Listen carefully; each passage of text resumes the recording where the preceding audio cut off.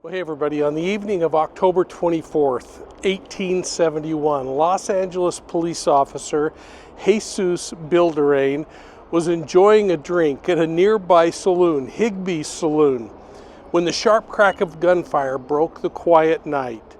With only 6 police officers to patrol this rapidly growing city of Los Angeles, Bilderain leapt onto his horse and charged toward the Cala de los Negros, a place notorious for violence and lawlessness. This is that location.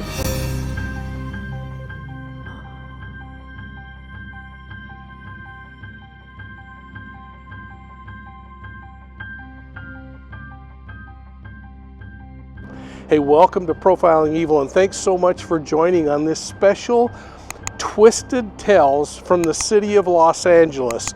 I'm out here meeting with law enforcement to talk about a number of things, and I took advantage of my time off in the evening to come down to central Los Angeles. In fact, the city police department headquarters is just up the street here.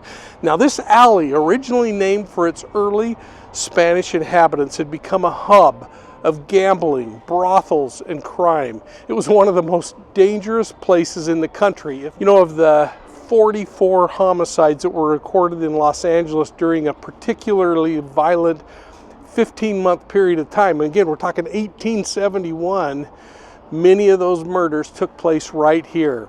Well, when Officer Bilderain arrived, he found a man named Choi suffering in the street from a gunshot wound. Nearby, there was a group of Chinese men who fled into the Coronel building, a structure that was used for housing for much of the local Chinese community. Chasing after the man, Bilderain was shot and forced to retreat.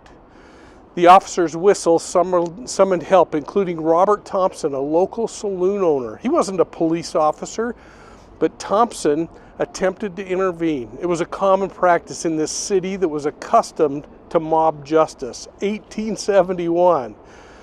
Well, tragically, Mr. Thompson was shot and fatally wounded during the chaos, prompting a mob of nearly 500 people, a tenth of the city's population, to descend on Negro Alley, baying for blood. Well, it became a night of unspeakable violence. Initially, the mob was held at bay by gunfire from within the Coronel building. But the attackers soon adapted, climbing onto the roof to hack holes in the tar and fire down into the rooms below. When the Chinese defenders were subdued, the mob unleashed a wave of horrifying violence. Armed groups dragged men from the buildings to these makeshift gallows that were over here. They strung them up and they made their victims suffer in this gruesome spectacle.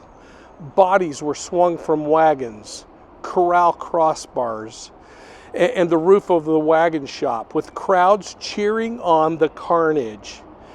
Even prominent citizens were complicit in this thing, some handing over the ropes, others shouting encouragement, and at least one observer reportedly dancing a jig while mocking the Chinese people. In a chilling display of hatred, a boarding house owner offered her clothesline for use as a noose. Can you imagine? Well, among the victims was Dr. Jean Tong, a respected Chinese physician, known for his service both to the Chinese community and to the American patients. Well, Dr. Tong even offered a ransom of $3,000 in gold and diamonds to spare his life. But he was brutally shot in the mouth and then hanged. By dawn, 17 people, and I believe there were 18 people, were lynched, making this the largest mass lynching in U.S. history, all of Chinese nationals. It was truly the city of Los Angeles' darkest hour. News of the massacre sent shockwaves across the nation. East Coast newspapers were decrying the violence, while religious organizations began raising funds to civilize what they saw as a lawless frontier town. However, the truth of the massacre was more complex and more chilling. Far from being an eruption of spontaneous violence, The massacre was fueled by long-standing racial tension and corrupt alliances between law enforcement and factions within the Chinese community here. Now, the violence stemmed from a feud between rival Chinese companies, or tongs they were called, over the kidnapping of a woman named Yut Ho. The conflict escalated when Ah Choi, a hitman who was brought in by one of those factions, attacked his rival, Yo Hing. I hope you remember all these names. Well, after Choi was arrested, rumors of Chinese wealth spread through the city, stoking resentment among the Angelenos already hostile to the Chinese immigrants who lived here. And keep in mind, this was the original settlement of what is Chinatown in Los Angeles. Chinatown now sits off in this direction, the official Chinatown that you're used to seeing. In fact, let's look at some of the beautiful pictures of Chinatown today and what you see. But keep in mind, that was actually a couple of blocks from the actual site where the 1871 massacre occurred and where the Chinese nationals originally established their foothold in Los Angeles. So let's pause in this video for just a moment to get an understanding of where this is all occurring geographically. As many of you know, I like maps, and I think a bunch of you do too. Now, we're looking at North America on the map, and I'm looking at this with terrain only. So there are a few locations shown on the map to kind of make it a little easier to orient yourself. But I've also placed a red point on the map indicating the location of Los Angeles and the location where the 1871 Chinese massacre occurred. So first, let's zoom into that location. This is the location of the actual murders that occurred. And, you know, it could be off a little bit, but everything historical seems to point to that. In fact, there actually is an old 1873 map that kind of lays out the area, and I've tried to superimpose that over the top of this map to give you a little better idea. And you can see how the streets have changed to some degree over the years. But again, this is the part that's most important. This is the location where it's believed that the majority of the murders occurred. Interestingly, after the murders, the bodies were carried up the hill to the Old City Cemetery, which is located just a few blocks to the northwest. And this now, I think, is a arts building on part of the ground here. And I don't know if there's actually any artifacts of the Old City Cemetery still there. But the important thing to know about this location is that the victims in this case, 18 of them, were taken here and buried after the massacre occurred. But it sounds like within a very short period of time, those bodies were exhumed by the Chinese community and they were returned back to China where they could be buried or interred on native soil. Now, another thing that's kind of interesting to think about here and that I really want to point out is, again, if we look at the location where the massacre occurred, here, this little yellow square down at the bottom inside of that old map, that was the original Chinatown for Chinatown, Los Angeles. Today, that's moved a couple of blocks to the north from the location where this occurred. In fact, I've put a red point on the map to show you where that gateway monument is as you go into Chinatown. But I think it's pretty cool to also see how the Chinese population has been able to take over much of that area and purchase property over the last 150 years. And so here what I'm going to do is just show the parcels assigned in the Chinatown district. This is really pretty neat to see, I think, and I just think what a wonderful thing for them to have preserved this site. So hopefully that gives you a little better idea of what this looks like from a geographic perspective. And now let's return to the video. Now, Officer Bilderain, he had a questionable reputation, and he had rumored ties to Yo Hing, and that may have been something that made him complicit in igniting all this violence. Now, some accounts suggest that he and others saw the chaos as an opportunity to loot Chinese businesses, particularly the wealth that was stored in Sam Yoon's shop just over here, if I got the mapping down. Yoon was accusing Bilderain of collusion with Hing, although such allegations were overshadowed by the massacre's aftermath. Well, the massacre unfolded with shocking indifference from city officials. Marshal Francis Baker deputized a group of bystanders to control the scene, but then he inexplicably left for the night. Now, other officers, including seasoned veterans, and again, remember there were only 6 police officers in the Los Angeles Police Department at the time, focused on looting rather than stopping the violence. And historians suggest that police corruption and entanglements with the Chinese tongs rendered law enforcement powerless, completely unwilling to intervene. Well, the mob's rampage only ended when Sheriff James Byrne, this colorful figure known for his rapport with all the gamblers and the seedy people in the area, rallied a handful of volunteers to disperse the attackers. But by then, the damage had been done. Well, the following day, the dead were laid out in rows along the city streets, and the city of Los Angeles faced nationwide condemnation. Though some arrests were made, most of the perpetrators escaped justice, and the massacre highlighted deep-seated corruption, deep-seated racial animosity, and a culture of vigilante violence that defined much of the area and the frontier here in Los Angeles. The 1871 Chinese Massacre remains a dark chapter in American history, a sober reminder of the consequences of hatred and impunity. Though Los Angeles has since grown into this global city, 4+ million people, the legacy of this atrocity lingers as a stark example of the need for justice and accountability. You know, it's interesting to think that this massacre happened 2 days after the Great Chicago Fire.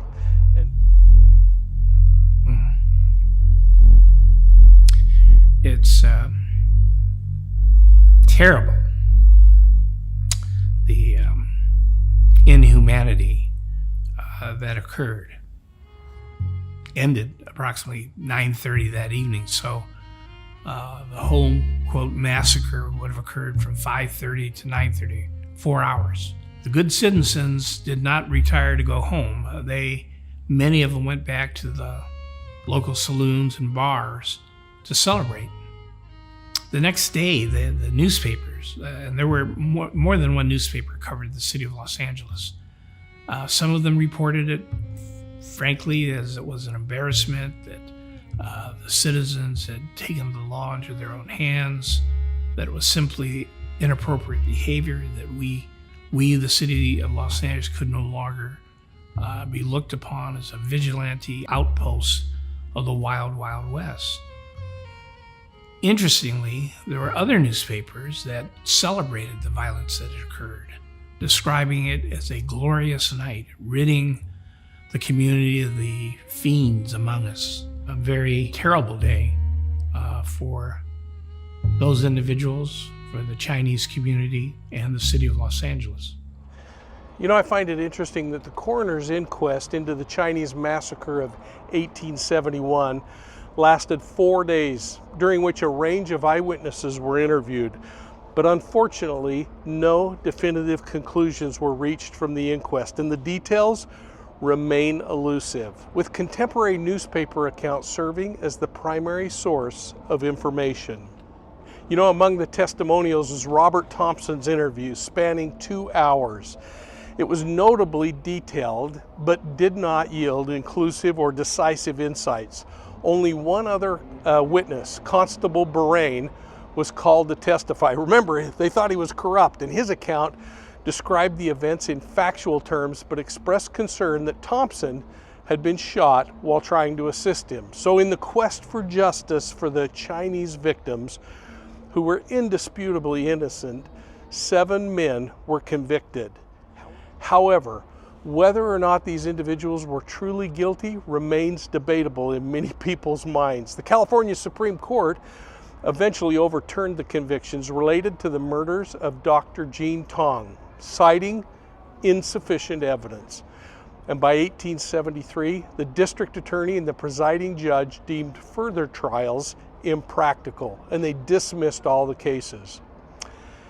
So to this day, the Chinese community is left to honor the memory of those lost in this massacre with prayers and ceremonies commemorating the tragedy and reflecting on its enduring significance. And I think this is really important to point out, that they are working on building a beautiful monument that will go in just over here. Right over here is the Chinese American Museum, and I encourage you, if you're in Los Angeles, to visit it. And in the story I found interesting, following the coroner's inquest, Tong Yu, the widow of Dr. Jean Tong, filed a complaint in the Justice Court on November 4th, accusing Yo Hing, a Tong leader, of inciting and participating in the massacre that resulted in her husband's death. Now, although Yo Hing was initially detained, the grand jury could not establish a direct connection to the violence, and he, like the others, was later released. Just days after Tong Yu's complaint, county court judge, and I think it's Ignacio Sepulveda, conveyed a special grand jury to investigate the events surrounding the massacre. The jury, comprised of a diverse group of local residents, included a guy named Juan Jose, a longtime resident, William Perry, a building contractor, Casper Cohn, another contractor, William Henry, a workman, a saddle maker, and he was also a council member in the area, and Martin Sanchez, a farmer from the area. The judge denounced the violence in the strongest terms and urged the jury to act decisively. The jury investigation produced 49 indictments of felonies and murder charges. And among those initially detained were A.R. Thompson, Charles Austin, and Charles Crawford. Among the 5 others, including Louis Mendel, Patrick McDonald. Some of the suspects, including 3 Chinese individuals, were also held on some lesser charges. Well, several more trials followed, each reflecting the complexities and the challenges of pursuing justice in the aftermath of the massacre. I want to talk about a couple of those cases right now. The first trial, People versus Karen, involved Constable Richard Karen, who was the accused person of firing into that building where 2 unarmed Chinese women, a woman named Cha Cha and Fan Cho, were fatally wounded. Karen faced 2 counts of assault with a deadly weapon. However, he was acquitted on the first count, and the second charge was dismissed when the court deemed that a conviction was unlikely. So, strike 1. The second case, People versus Ah Shaw, and inclusive of others. Now, this group of people were charged with the murder of Wan Choi, who was killed during the initial violence. A witness, a guy named Ah Ling, testified seeing the accused at the scene, but he admitted that he neither witnessed the shooting nor he saw these people with weapons. So the prosecution was unable to present sufficient evidence. They dropped the case, and the jury returned verdicts of not guilty. Strike 2. Okay. And then there was the case of the People versus Crenshaw. Curly Crenshaw was charged with the murder of Dr. Jean Tong. Witnesses testified seeing Crenshaw on the roof of the Coronel building, on top of the roof where he allegedly boasted about killing 3 Chinese men. However, Crenshaw and defense witnesses claimed he was assisting officers in extinguishing a fire on the roof, not shooting down into the people. The jury found Crenshaw guilty of manslaughter after deliberating for about 20 minutes. Other defendants in that particular case, including Louis Mendel and others, faced separate trials with mixed outcomes. 7 were ultimately convicted of manslaughter, while 2 were acquitted. So I'm going to call a ball on that one. Then the Wing Chun Company versus the City of Los Angeles. Merchants were outraged, including Fong Yuan Ling, and I hope I get these names right, and Yin Tuk. They sued the city for damages caused to their store during the massacre. The court ruled that the city wasn't liable for the damages that occurred, reasoning that merchants failed to notify authorities about the potential for violence. In other words, they should have known that all of this was going to happen, that a hitman was going to come into town, commit a homicide, and then everything was going to break loose. The California Supreme Court upheld this decision in 1874, and that was a clear swing and strike, in my opinion. Really crazy what happened in this case. Then, the People versus Sam Yuen. Wen was accused of aiding and abetting the killer of Robert Thompson. Remember, the first guy killed, trying to help the cop. He was arrested and tried, but despite eyewitnesses placing Yen at the scene, the evidence, according to the court, was insufficient, and he was acquitted. So that's a batch of strikes and just a couple of balls. But in 1873, the California Supreme Court overturned the convictions of the 8 men who were earlier found guilty of manslaughter, citing technical flaws in the indictment. This reversal sparked public outcry, with newspapers lamenting the failure of the criminal justice system. Not much different than we hear today in some of these crazy trials. But despite the trials, the anti-Chinese sentiment persisted, though overt violence subsided. Well, although authorities arrested and prosecuted 10 rioters and 8 were initially convicted, no one ultimately served time for the massacre. The legacy of the tragedy remains a stark reminder of the era's anti-Chinese prejudice and its enduring impact on this community. Which kind of brings us to today, but back in 1877, when a curious newspaper article appeared reporting the brutal murder of Yo Hing, who had been killed by an assailant wielding a hatchet and harboring an old grudge. What the article failed to mention was Hing's connection to the famous Chinese Massacre of 1871, just over my shoulder, only 6 years prior. It was a glaring omission that speaks volumes about the city's selective memory. You know, the Chinese Massacre is one of the worst acts of racial violence in U.S. history, resulting in the deaths of at least 18 Chinese residents at the hands of a white mob. The trial that followed yielded only 2 acquittals and no convictions, a testament to the era's systematic racism. One of those acquitted was Sellis, whose life ended in an equally perplexing episode. While pursuing horse thieves in the San Fernando Valley, Sellis was killed in what can only be described as a freak accident. According to his companion guard, a rifle fell from their wagon, struck a wheel spoke, and discharged a bullet that hit Sellis directly in the chest. Now, guard's account, despite its implausibility, was accepted without question. Guard himself met an untimely and violent end. After becoming a railroad detective, he perished in a fiery explosion. Another mysterious death in the chaotic narrative of the post-massacre Los Angeles murders in 1871. And the bizarre deaths didn't stop there. H.M. Mitchell, a former journalist who had rebranded himself as Major Mitchell, joined City Attorney William Dunn on a hunting trip in the Pasadena foothills near here. Dunn, in a tragic error, mistook his companion for a deer and he shot him twice. You know, for a skilled hunter to fire 2 mistaken shots stretches the imagination. Yet this too was written off as an accident.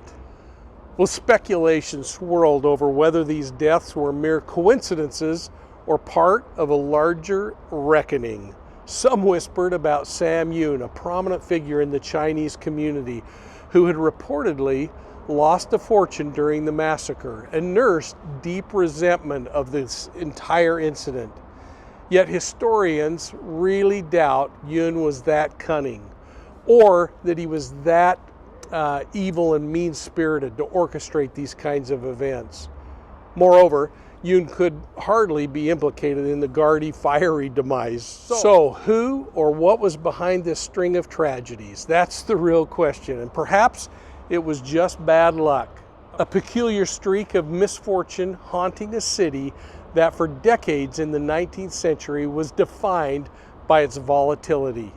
But perhaps it was something more deliberate, a cover-up of Los Angeles's dark history, with the deaths of key figures serving as convenient erasures of inconvenient truth. Either way, the deaths of those poor people tied to the Chinese Massacre of 1871 remain shrouded in mystery, much like the event itself. But it's a story that Los Angeles seemed determined to forget, but never will. In fact, there's a wonderful new monument that's going to be built in this area to help commemorate and remind us of decisions that were made that were purely evil. Well, I'd like to have your comments on this particular case, and I hope you'll enter them down below. Thanks for listening to this Twisted Tales on Profiling Evil. Remember that you can find Profiling Evil on Facebook, Instagram, YouTube, and Twitter. And folks, if you like audio podcasts, please make sure you're checking out Profiling Evil podcasts on your favorite podcast platform. Go over to Profiling Evil's website where you can check out our story maps. You can purchase my books, and you can also participate in the Missing Persons and Unsolved Murders social experiment, where you can put in cases from your own community anywhere in the world and keep those at the forefront of people's thoughts and imaginations as they look at things around them. I really appreciate your support of Profiling Evil. We'll see you soon at the next crime scene.